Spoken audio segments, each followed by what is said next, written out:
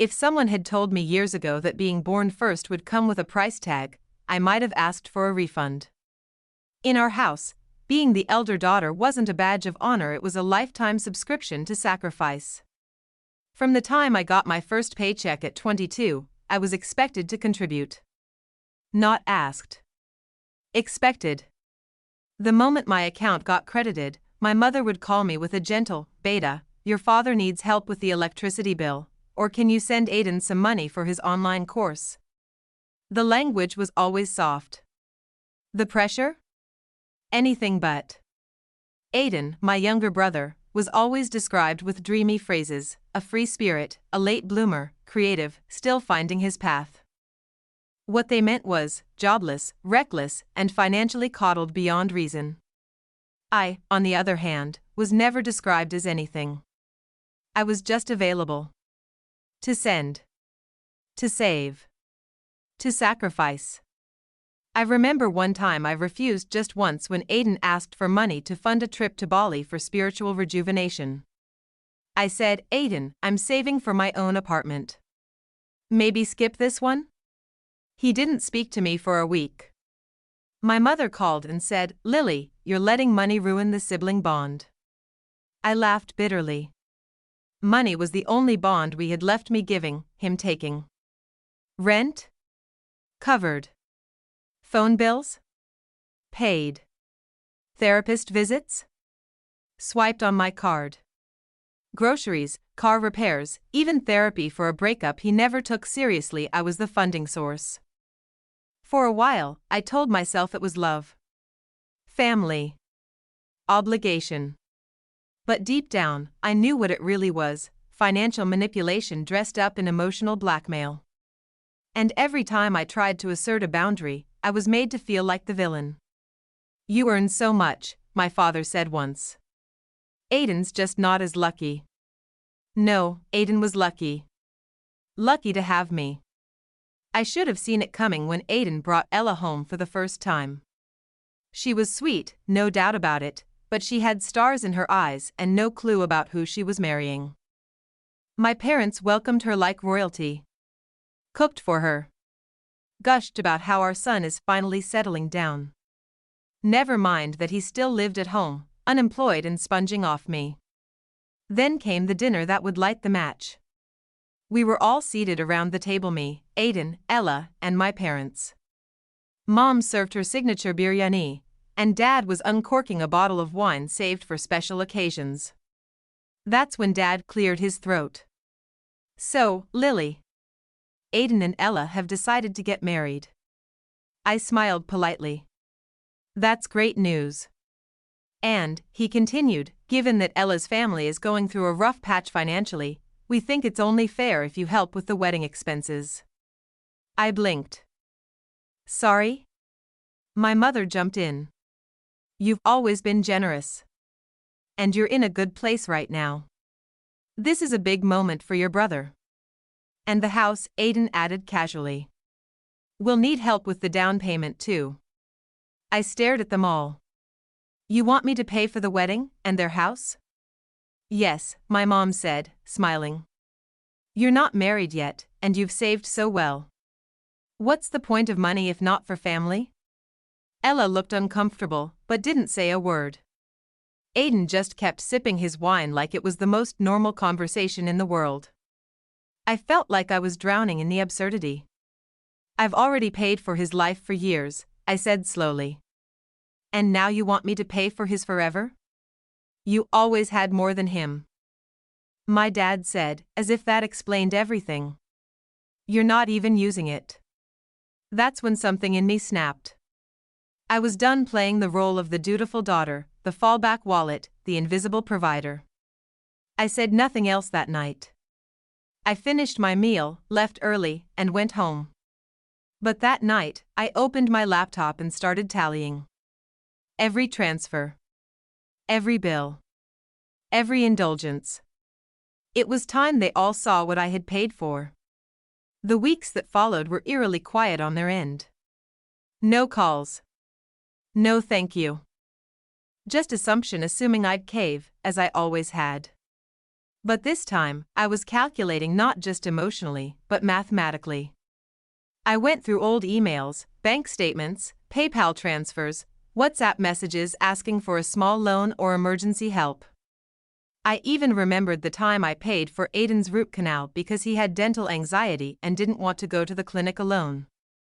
I printed out everything. Itemized. Annotated.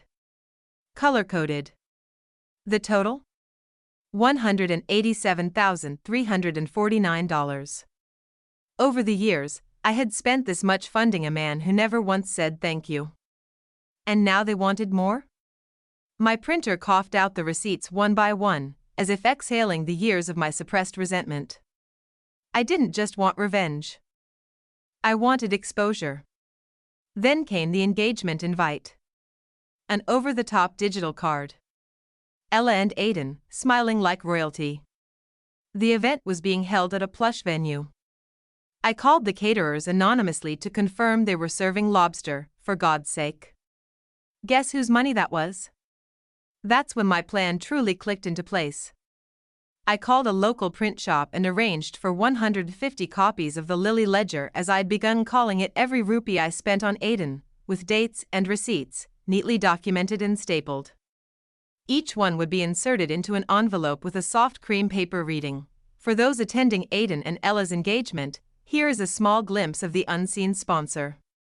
With love, Lily." I arrived at the engagement party wearing a royal blue sari and a smile that didn't waver. No one suspected a thing. I even brought a gift, an empty box. Symbolic, but pretty. My parents rushed up to me. "We knew you'd come through," my mother said, patting my shoulder like I was a trained pet. "You always do the right thing." "I do," I said, looking her dead in the eyes. "I really do." Aiden was buzzing around with Ella, greeting relatives. My relatives. The ones who had always compared us, always said I was too ambitious and not very warm. Today, I made sure they saw warmth. Just not the kind they expected. At exactly 7:15 p.m., while the couple was on stage taking blessings, I nodded to the young man from the printing shop. He and his two assistants, dressed in crisp black, moved like event staff. Professional. Smooth. Each guest received an envelope. Curious fingers tore them open. And then, the silence. Followed by gasps. Murmurs. Raised eyebrows. Snorts of disbelief. And then, finally, rage. One uncle shouted, "Wait, she paid for his PlayStation? His trip to Manali too?" A cousin whispered, "She even funded his therapy?" But they told us he was self-made. And an elderly aunt, blunt as ever, said, "This is why you raise your daughters with dignity. Not like a bloody ATM." My parents froze. My father's glass slipped from his hand and shattered. Ella, pale-faced, opened her envelope and read the document. She turned to Aiden, trembling. "You told me you were building your career. You didn't tell me you were mooching off your sister." He stammered. I was going to pay her back." "With what, Aiden?" I said clearly, loud enough for everyone to hear. "Your dreams?" Guests laughed. Cruelly. Painfully. Ella's parents stormed out. Her mother declared, "We will not tie our daughter to a fraud." The engagement party collapsed into chaos. The decorators tried to cover the food. The DJ shut the music down. Guests either left awkwardly or sat in corners reading the Lily Ledger like it was breaking news. Aiden's engagement? Broken. My parents? Humiliated. Me? I walked out without a backward glance. The morning after the engagement catastrophe, my phone exploded with calls not from sympathetic relatives, but from my own parents. "Lily, how dare you humiliate Aiden like this?" My mother screamed, her voice sharp and cutting through the silence like a knife. "You're tearing this family apart," my father thundered. "You're ungrateful and selfish. After everything we've done for you, This is how you repay us? I sat in stunned silence, my heart pounding but my voice steady. I didn't embarrass anyone but the truth. You begged me to fund Aiden's lifestyle for years, and when I said enough, you wanted me to pay for his wedding and a house too. That's not family, that's exploitation. My mother's voice cracked, venom dripping through her tears. If you don't support your brother, you're no daughter of ours. We disown you. You're on your own from now on. The line went dead before I could say anything else. I sat there, stunned, the weight of their words sinking in. They had chosen him over me, their own daughter. Days turned into weeks. I heard whispers at every family gathering, none of them addressed to me. But all about me. Lily's been cut off, someone said. Can you believe she would expose her own brother like that? Family is supposed to stick together, another added, pitying my so-called fall from grace. But I refused to be the victim. Instead, I found strength in the silence they forced on me. I reached out to friends I had neglected, threw myself into my work, and rebuilt my life on my own terms.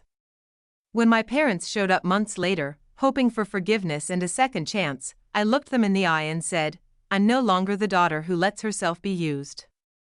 I stand for myself now, with or without you. Their faces paled. For the first time, I felt free. About a year after the family fallout, I was finally settling into my new life, peaceful, independent, and proud of every step I had taken without their help. Then one rainy evening, the doorbell rang. I opened it to find Aiden standing there, looking disheveled and broken. Behind him were a few bags, and his usually smug face was now pale and desperate. Lily. I messed up. I lost everything. Ella left. The business failed. The house was repossessed. We have nowhere to go, he said, voice shaking. I looked past him to see my parents standing silently behind, eyes pleading. Please, Lily. We're family. You have to help us. We were wrong. We're sorry, Mom whispered, tears in her eyes. For a moment, my heart ached. But the memories of years of exploitation and disrespect flashed before me. I stepped back firmly. No. You don't get to use the word family when you only want me when it's convenient. Aiden's face twisted in frustration. You'll regret this, Lily. We need you. My mother sobbed, we made mistakes, but please, think of your family. I raised my hand to silence them. No more. You pushed me away. You disowned me. Now you want me to pick up your pieces? I'm done being your fallback. I pointed toward the door. My security will escort you out. And let me make this clear, you are never to show your faces here again. As the door closed behind them, a heavy silence fell. But inside me, a fierce pride burned. I was no one's charity. I was Lily, strong, independent, and finally free from the chains of false family ties.